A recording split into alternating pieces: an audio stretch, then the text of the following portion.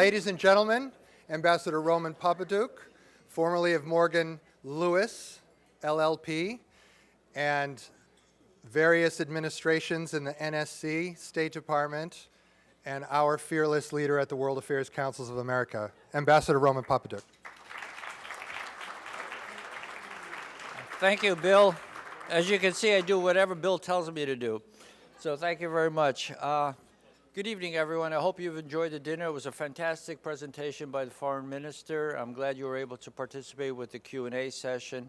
And I want to thank the Minister again as he departs for his willingness to come at short notice and to make a presentation to us. Very important part of the world for us in terms of our national interests. And I think it was a very good presentation and Q&A session. What I'm here to talk about is something that has long lapsed in terms of the World Affairs Councils of America programs. Many, many years ago, I am told by LJ that there used to be an awards presentation made to the councils and individuals of the... If I speak any louder, can you hear me now? Okay. I was told that many years ago there were awards ceremonies that took place during the World Affairs Council's annual conferences, and that for some reason or other the tradition had lapsed. So it's been about 10 or 12 years, or I don't know exactly how many years that lapsed. And Bill and I had a long discussion about this, and we thought it was very fitting to reinstitute the award system for a variety of reasons. Number one, all of you as individuals and as councils, as a group, do fantastic work for the people of America in terms of bringing foreign policy to the kitchen table, as I like to say that we do in the World Affairs Councils. And I think that's something that needs to be recognized both on an individual basis as well as on a group basis in terms of the individual councils. So we're delighted to announce that today we are restarting tradition of recognizing the work of all of you in the World Affairs Councils. And we have two awards that we're willing to present tonight.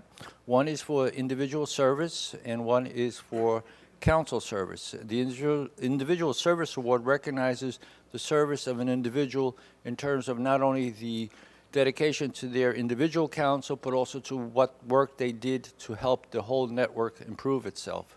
And the award for the Council of the Year award is for the council that has exemplified the best traditions of our organization in terms of bringing foreign policy issues to the fore for the American public, and in terms of its innovative programming, as well as bringing various issues to the fore. And in terms of the individual award, I am both saddened and as well as delighted to announce that the winner of this year's inaugural individual award is Joan Russell.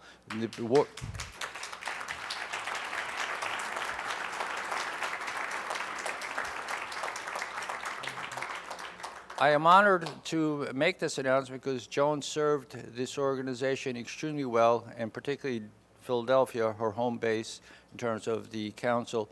But I'm saddened in the sense that this award has to be presented posthumously. Joining us for this presentation tonight are her husband Michael and daughter Amy Lee. At this stage, I'd like to just call upon Craig Snyder from the Philadelphia Council, as well as National Board Member. Craig?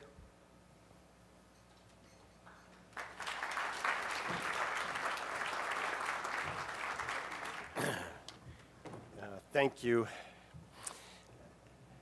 Joan Russell, our dear friend and long-serving colleague, is gone much too soon, much too young.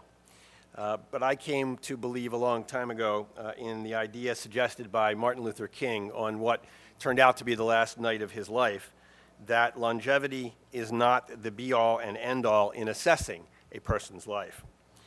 It is the impact of a life that should be primary. Impact, of course, on those closest to a person, but also the impact a person has on people not so close to her, and even the great mass of people that she will never meet.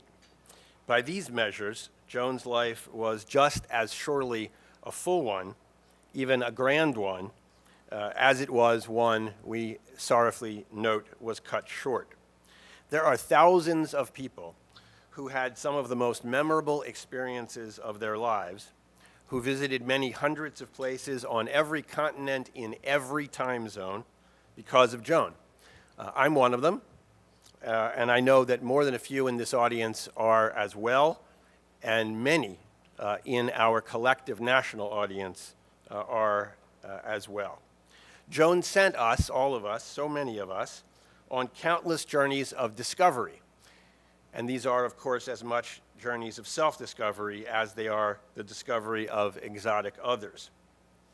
I think it is right to say that Joan loved her work. I know it's right to say that all the many impacted, touched in mind and heart by her work loved her for doing it. This group of global citizens undoubtedly knows this quote from St. Augustine: "The world is a book, and those who do not travel read only one page."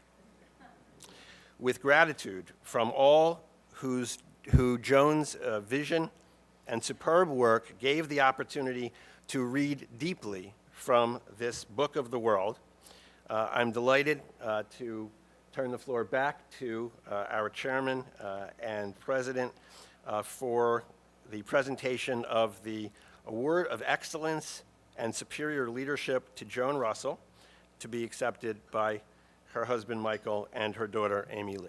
Please.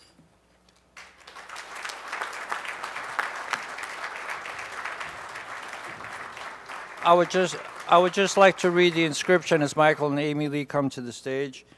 The inscription reads, "Presented in honor of Joan Russell, commemorating a lifetime of service to global citizenship and understanding." Greg, come on.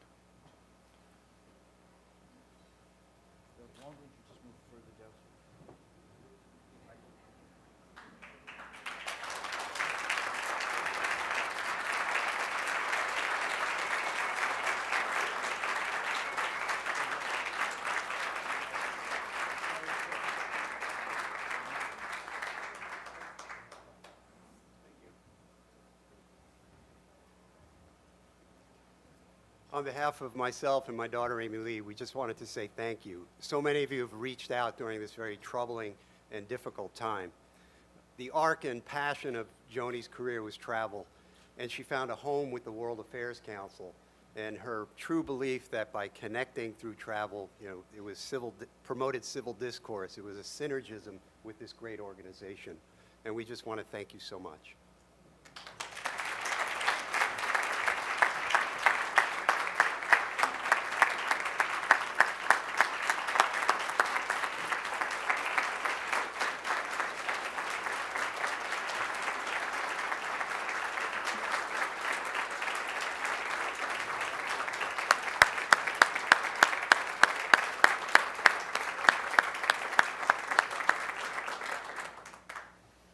Thank you, Michael. Thank you, Amy Lee. Thanks, Craig.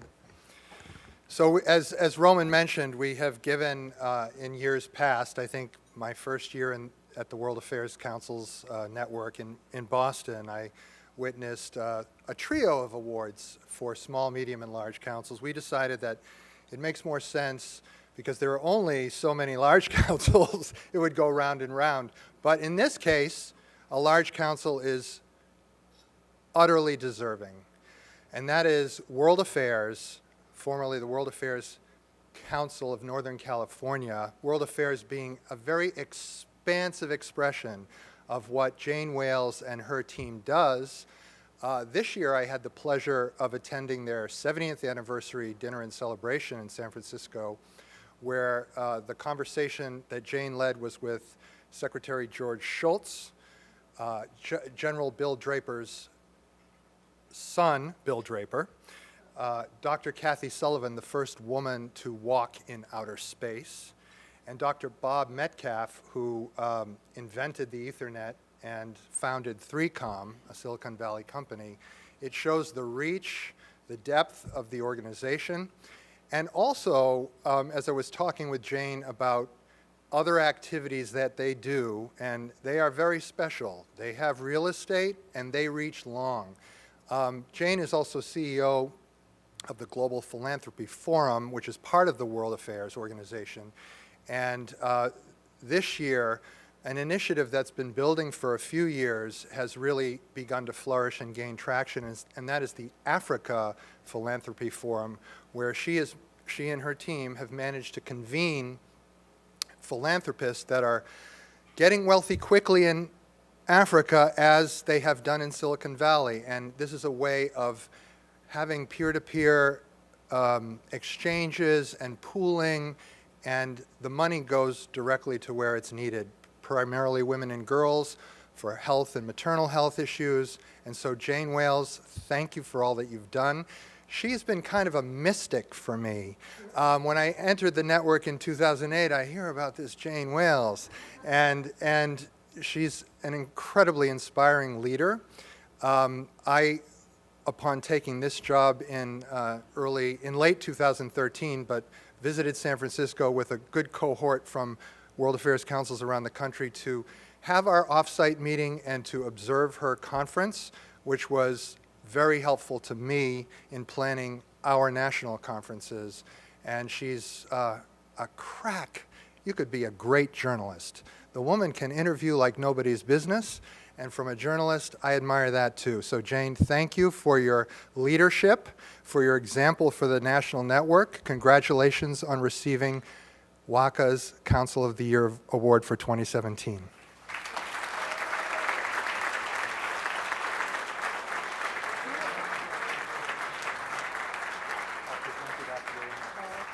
Okay. Well, thank you. That was truly excessive and out of order for a former journalist. I'm just so glad that we're honoring Joan tonight. Joan was one of the first people I met in the World Affairs Council system, the WACA system. She really believed in community and built community wherever she went. And that's what made her, in my mind, really the embodiment of what a World Affairs Council leader should be, someone who can build community. I'm equally happy that Bill and Roman chose a hard topic for tonight's conversation with the Kurdish minister. This is truly a hard problem, right? If self-determination is a right, then it's absolute. If it's contingent, that's something very different. Are we saying yes, but not now, not there? This is a struggle. It's not an easy question. And I guess my sense is that's exactly what World Affairs Councils are for. It's for addressing the hard questions. It's for bringing people together on a truly neutral platform, learning together, gaining knowledge together, reasoning together, even perhaps being open to persuasion by the person next to you. That's my sense of what the World Affairs Councils are doing around this country. It's my sense of what is most needed at this moment, or really any moment. And so I just sort of say, while it's very gracious and very generous of you to celebrate our World Affairs Council, I think what's interesting is not so much that there's a good World Affairs Council out there, it's that there are 90 plus really great World Affairs Councils out there. And they're building up in every community, and that is where social capital is built. It's the work that you do that'll make this country be a place where we can solve hard problems together. So thank you for this, but really thank you for what you're doing for our society as a whole.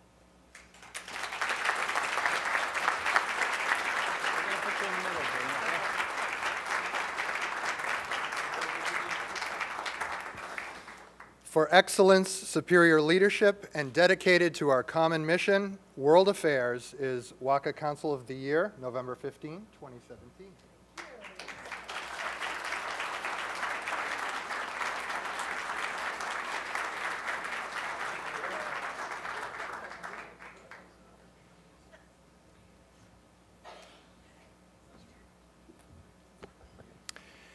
And that's our show, ladies and gentlemen. Hope you enjoy the evening.